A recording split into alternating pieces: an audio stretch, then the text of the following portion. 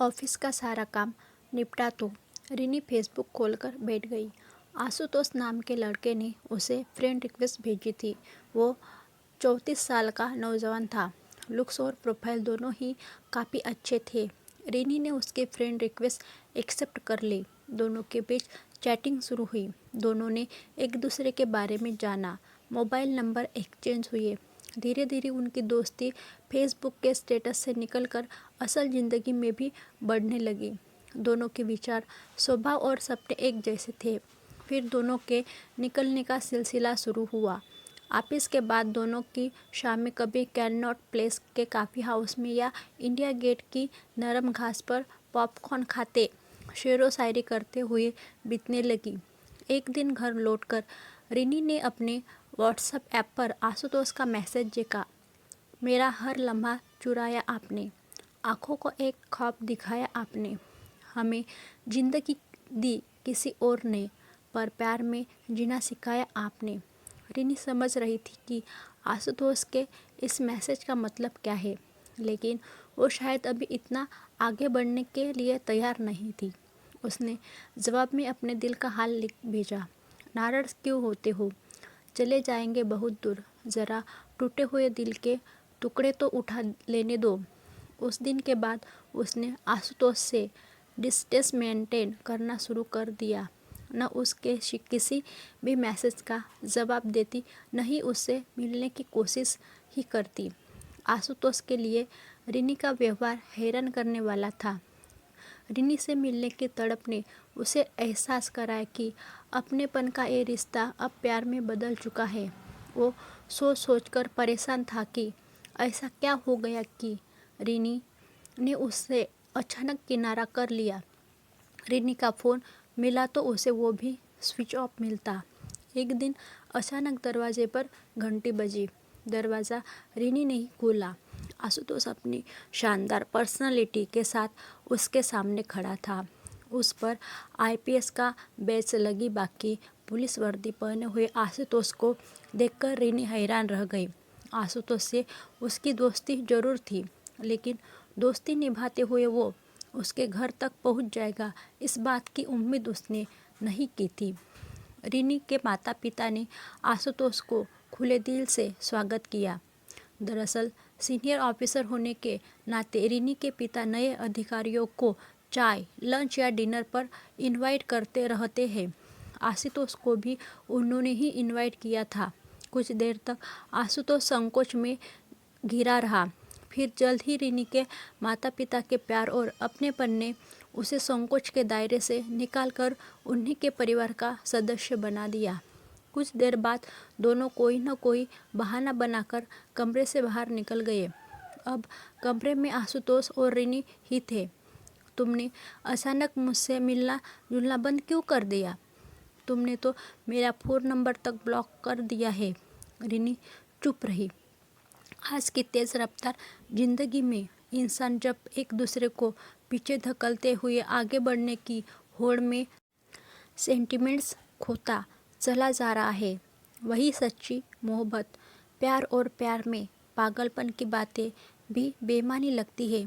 कोई कितना भी सोचे, यदि उसे किसी से सच्चा प्रेम हो गया तो उसके लिए दुनिया की हर चीज़ बेईमानी हो जाती है। रिनी की नज़रें आशुतोष के चेहरे पर अटक गई। उस सौम्य चेहरे के निश्वास विश्वास की झलक रिनी के दिल को छलनी किए दे रही थी। रिनी, मैं तुमसे प्यार करता हूँ, जीवन भर के लिए तुम्हारा साथ पाना चाहता हूँ, मुझसे शादी करोगी?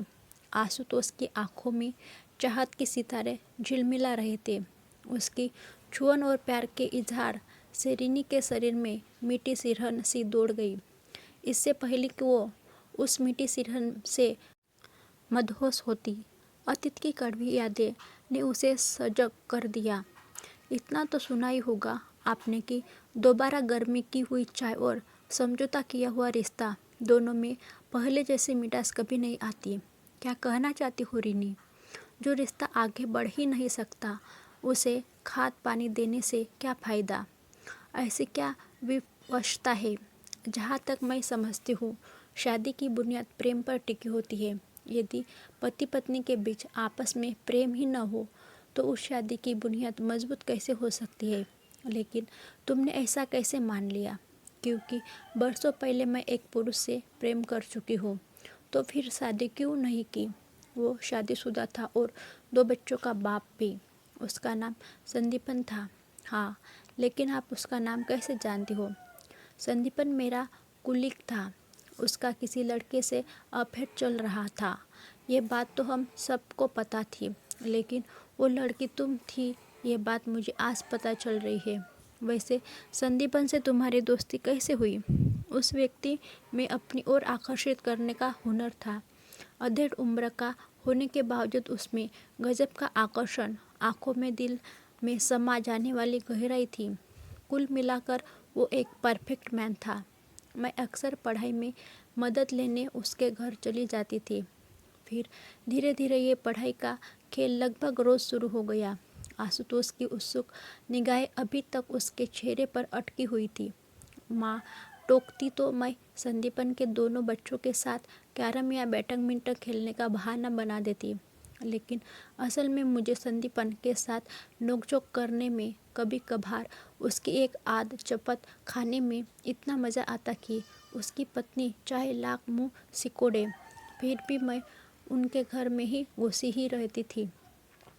इस लुका छुपी में कब संदीपन ने मेरी आंखों के भाव पढ़कर मेरे मन की बात समझ ली, पता ही नहीं चला। कभी मेरा हाथ पकड़ कर देता, कभी किस कर देता। असली मौका उसे तब मिला जब संध्या भाभी मायके गई और संदीपन को छुट्टी नहीं मिली। ऑफिस से वो चुपचाप अपने घर इस तरह पहुंच जाता कि पड़ोसियों को भी काना कौन खबर नहीं होती कि इधर मैं भी माँ से झूठ बोलकर उसके घर पहुंच जाती। उस कच्ची उम्र में मैं ये समझ ही नहीं पाई कि संदीपन मुझसे प्रेम इसलिए कर रहा था कि वो मेरा शरीर पा सके। संध्या भाभी 20 दिन बाद जब वापस लौटी तो इस बीच में प्रेम का वो बीज जो धरती के अंदर गड़ा था, अंकुर बनकर फूट चुका था। मुझे उसकी पत्नी का वापस लौटना बुरी तरह अखरने लगा। इंसान जितना ज़्यादा किसी चीज़ को पाने की लालसा दबाता है, उसे पाने की इच्छा उतनी ज़्यादा बढ़ती जाती है। मैं मन ही मन उसकी पत्नी से ईर्ष्या करने लगी। संदीपन ड्राइंग रूम से लगे शीशे में अपना अक्स देखने के बहाने मुझे देखता तो मैं खुश हो जाती।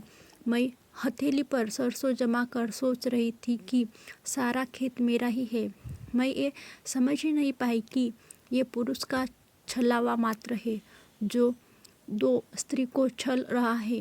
रिनी का स्वर भीगने लगा। यदि संध्या को हमारे संबंध का पता चल गया तो वो आत्महत्या कर लेगी। एक दिन उसने मुझसे धीरे से कहा, और संदीपन, यदि तुम मुझसे रूठ गए तो मैं कहीं ही नहीं रहूँगी। तुम मेरे शाम हो संदीपन, मैं तुम्हारी राधा, तुम मेरे हो। फिर खुद से सवाल करती, यदि मैं संदीपन की राधा बनकर रह गई तब शाम की अर्धांगिनी तो रुक्मिणी थी, राधा नहीं। संदीपन जितना प्यार अपनी पत्नी से करता है क्या उतना मुझसे करेगा? एक दिन उसने व्हाट्सएप ऐप पर मैसेज भेजा, रिनी मैं तुमसे बहुत प्यार करता हूँ, लेकिन मैं संध्या को भी छोड़ नहीं सकता। मैसेज पढ़ने के बाद प्लीज़ तुम मेरे सारे मैसेज डिलीट कर देना। और जो मैसेज मैंने तुम्हें भेजे थे उनका क्या? मैं चीखने लगी। देखो, अगर तुमने मेरे मैसेज डिलीट नहीं किए और संध्या को हमारे अफेयर की बात बताई तो मैं सोशल मीडिया पर तुम्हारे सारे मैसेज डालकर तुम्हें बदनाम कर दूंगा, उसने मुझे धमकाया। सोशल मीडिया पर तो नहीं, लेकिन संदीपन तुम्हारे सारे मैसेज, यहाँ तक कि वॉइस मैसेज भी मुझे फॉरवर्ड कर चुका है। आपको? हाँ, शायद वो हमारी दोस्ती तोड़वाना चाहता था। मैं मानता हूँ कि प्रेम सोच समझ कर की जाने वाली चीज़ नहीं है। प्रेम कब और कैसे हो जाता है पता ही नहीं चलता। लेकिन इसी के साथ ये भी सच है कि प्रेम शातिर इंसानों के लिए नहीं है। शादीशुदा इंसान से दिल लगाने से पहले काश तुमने इतना तो सोचा होता कि विवाहित पुरुष एक साथ 2 स्त्रियों के साथ छल भले ही कर ले, लेकिन अपनी पत्नी और बच्चों को कभी नहीं छोड़ सकता। आप सही कह रहे हैं। जिस दिल में दर्द न हो वहाँ प्यार का एहसास कैसे हो सकता है। धोखा खाए इंसान को टूटने के लिए नहीं बल्कि खुद को समझने के लिए हिम्मत जुटानी पड़ती है। ढूंढने पर वो मिल ही जाते हैं जो तुम्हें दिलो जान से प्यार करते हैं। मेरा अतीत जानने के बाद भी आप मुझे अपनाना चाहते हैं। सुबह का भूला यदि शाम को घर लौट आए तो उसे भूला नहीं कहते। प्यार जिंदगी का सबसे हसीन जज्बा है। बोलने में यह जितना मीठा है उतना एहसास उतना ही खूबसूरत और प्यारा है। आशुतोष के बाहें पसार कर रिनी के माथे पर चुंबन अंकित किया तो वो उसकी बाहों में सिमट गई।